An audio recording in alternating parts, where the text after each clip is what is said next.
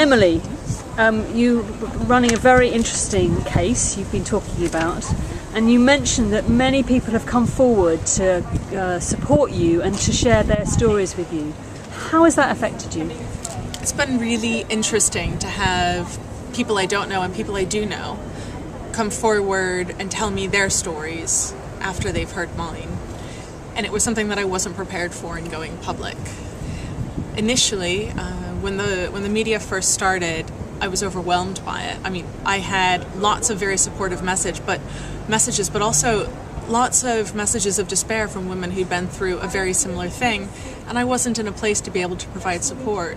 Because a lot of my story is that I was provided with no support, no emotional support at all from either the NHS or the police, and that's part of why I developed PTSD. Luckily, I was able to meet some really amazing women who've been involved in the space of helping victims of sexual violence.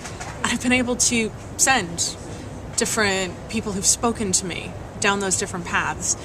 And it's been amazing because I've had messages from someone who was drugged and raped and knew not to trust the police to do proper toxicology. She went and got a hair test because she'd seen me on the news and had heard me talk about it. Another woman reached out to me after I put a video up on Twitter talking about my own suicide attempt, and she reached out and said that I was a lifesaver because she'd watched that video at the exact time when she'd given up, and the fact that my message was, we don't change anything in the world by leaving it, we only change it by staying and fighting, that was enough for her to hear, having come from a similar place, that, you know, it was worth staying and fighting. And there's just been absolutely countless women who've come forward, and a couple of men as well, with just similar stories. And it's heartbreaking because when I was in this on my own, I could imagine that I was unique, that being let down by the police and the Crown Prosecution Service and, you know, various support systems, that was just my bad luck. The reality is, it's a lot of people's bad luck. And did this surprise you? Were you expecting this? I was not at all expecting it. I didn't realize that my story would resonate with so many people.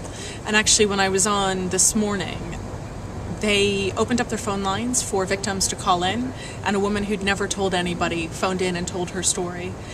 And then this morning did an amazing thing, which is they then publicized everywhere you could call for support, everywhere you could go online for support in the UK, and then they publicized that repeatedly over the following day for anybody who had been touched by my story. And I just felt like it was just such responsible coverage on their part, and I was so proud to be a part of that.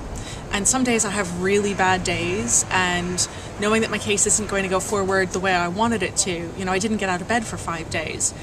But then I get another message from someone who's been positively impacted by what I'm doing, and that makes it worth it. Thank you very much.